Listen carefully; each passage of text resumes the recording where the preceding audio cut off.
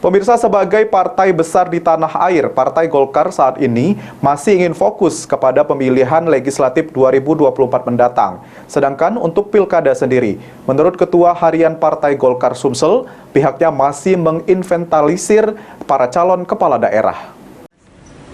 Untuk siapa yang nanti maju pilkada. Ketua DPRD Sumsel yang juga menjabat sebagai Ketua DPD Partai Golkar Sumsel, Anita Nuringhati menyampaikan, jika hingga kini partai dengan lambang pohon beringin masih akan fokus pada Pileg 2024.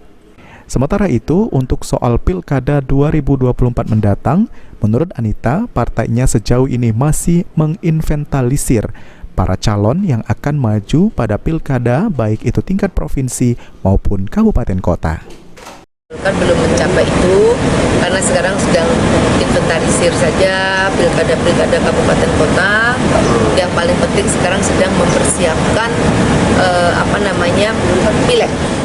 Terkait dengan adanya beberapa nama yang diusulkan bakal jadi calon kepala daerah yang diusung oleh Partai Golkar Sumsel, Anita belum mau berkomentar banyak.